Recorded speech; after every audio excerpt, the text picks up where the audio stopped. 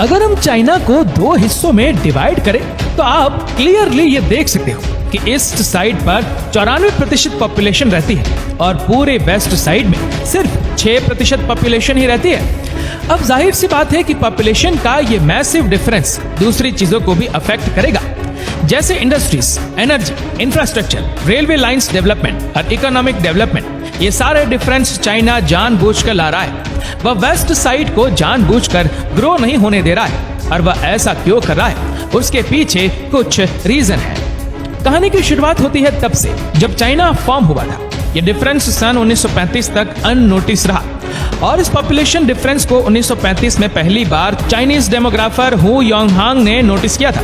जब योंगहांग चाइना घूम रहे थे तब उन्होंने ये नोटिस किया कि चाइना की 64% वेस्टर्न टेरिटरी में सिर्फ 4% लोग रहते हैं। मतलब 96% चाइनीज पॉपुलेशन चाइना के इस पार 36% ईस्टर्न टेरिटरी में ही रहती है। और बस उसी डिफरेंस को नोटिस करते हुए उन्होंने चाइना का मैप उठाया और उसने एक लकीर खींच ली और इस तरह चाइना को मिल गई अपनी इमेजिनरी लाइन, हाई ही टैचोंग लाइन। पर आज 100 साल बाद जब चाइना एक सुपर पावर बन चुका है, फिर भी ये इमेजिनरी लाइन एक्चुअली में एग्जिस्ट करती है। आज भी अगर आप चाइना की डेमोग्राफी देखोगे, 57% वेस्ट साइड में 6% पॉपुलेशन ही रहती है, जबकि दूसरे और 43% ईस्टर्न टेरिटरी में 94% चाइनीज पॉपुलेशन रहती है। ये इतना बड़ा डिफरेंस और इनबैलेंस आखिर क्यों आज 100 साल बाद भी इन इनबैलेंस को कंटिन्यू किया जा रहा है? इस बात को समझने के लिए हमें सबसे पहले ये समझना होगा कि आखिर उस लाइन को बनाया ही क्यों गया और आखिर ऐसा भी क्या कारण है कि आज की तारीख में चाइनीज गवर्नमेंट उस लाइन को मिटाने की कोशिश ही नहीं कर रही है। उस लाइन के बनने और ना मिटने के एक नहीं बल्कि तीन मेजर रीजन है। Number 1 climate and geography, number 2 resources, number 3 culture. According to data, east China की जमीन पूरी दुनिया में सिविलाइजेशन के रहने और बसने के लिए सबसे अच्छी जगह है। और क्यों? क्योंकि सिविलाइजेशन को रहने के लिए क्या चाहिए होता है? फ्लैट कॉलोनीज, रिवर्स और लैंड। चाइना की हिस्ट्री से लेकर अब तक ये सारी चीजें ईस्ट चाइना में हमेशा से ही मौजूद रही है। एग्जाम्पल के लिए वर्ल्ड की 2 largest river the yellow river और द यांगत्से ईस्ट चाइना में ही बहती है। चाइना के नॉर्थ ईस्ट में मौजूद फ्लैट प्लेन की वजह से वहाँ क्लाइमेट वार्म रहता है, जिससे वहाँ पर अच्छी खासी बारिश नसीब होती है और जितनी अच्छी बारिश होगी उतनी अच्छी फसल होगी और अच्छी फसल तो सिविलाइजेशन का इजी सेटलमेंट।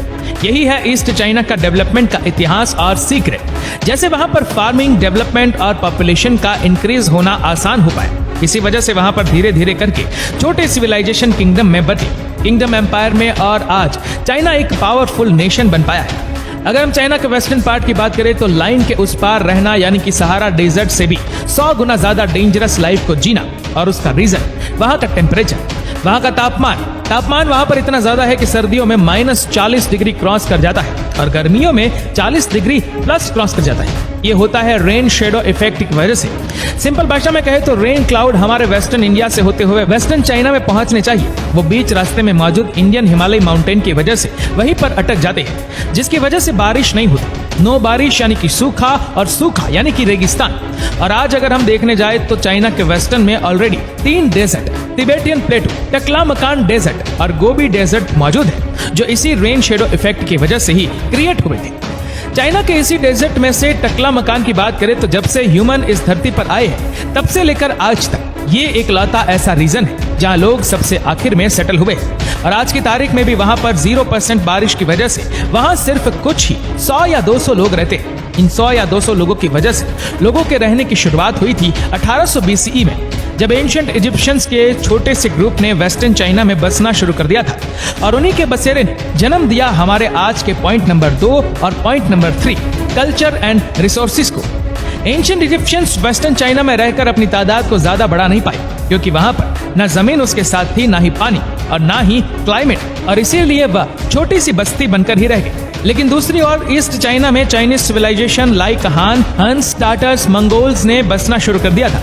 और अब जो कि उनके पास वेस्ट लैंड था, उन्हें सेटल होकर वहां पर डेवलपमेंट करने में देरी नहीं लगी। उन्होंने वक्त के साथ साथ ईस्ट चाइना को इतना ज्यादा डेवलप और स्ट्रांग बना दिया कि चाइनीज गवर्नमेंट ने हाई ही टैचोंग लाइन को पार करके वेस्टर्न चाइना में जाने के बारे में सोचा भी नहीं, क्योंकि देश को डेवलप करके आगे बढ़ाने की सारी जरूरतें इन 3 चीजों से ही फुलफिल होती है।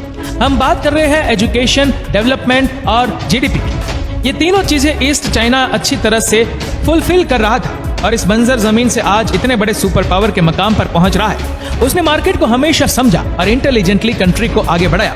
चाइना के आगे आने में वहां के लोगों का भी बहुत बड़ा हाथ है। उन्होंने कभी भी कंट्री में आ रहे चेंजेस को अपोज नहीं किया, क्योंकि उन्हें यह पता था कि वह अगर पर्सनल लेवल पर चेंज नहीं होंगे तो कंट्री कैसे चेंज होगी। लेकिन अगर ईस्ट और वेस्ट चाइना में सब कुछ ईस्ट चाइना ही कर रहा है और वेस्ट चाइना कुछ नहीं कर रहा, तो चाइना आखिर वेस्ट पार्ट छोड़ क्यों नहीं देता? लेकिन छोड़ेगा कैसे? क्योंकि वेस्ट की जमीन पर पानी बहे या ना बहे, लेकिन इसके जमीन के नीचे तेल जरूर बहता है।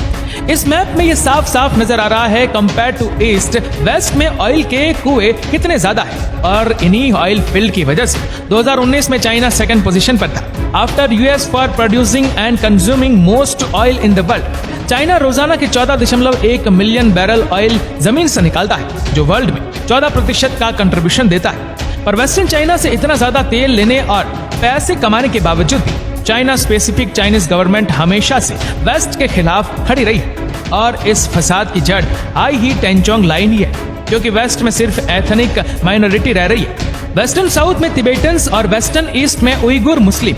ईस्ट चाइना की बात करें तो मेजर कम्युनिटीज वहां पर रहती है, जिनका जीडीपी पर कैपिटा वेस्ट में रहने वालों से 15% ज्यादा है। यानी कि पहले ही तिबेटन्स और उइगुर मुस्लिम ईस्ट वालों से कल्चरली सेपरेटेड थी और अब इकोनॉमिकली भी होने लगी। इसलिए चाइनीज गवर्नमेंट उनको हेल्प करने के बदले हमेशा ही हार्श स्टेटमेंट और हैवी पनिशमेंट उन पर लेवी करती रहती है। और यही वजह है कि आज की तारीख में वह दोनों ग्रुप चाइना के खिलाफ हो चुके हैं।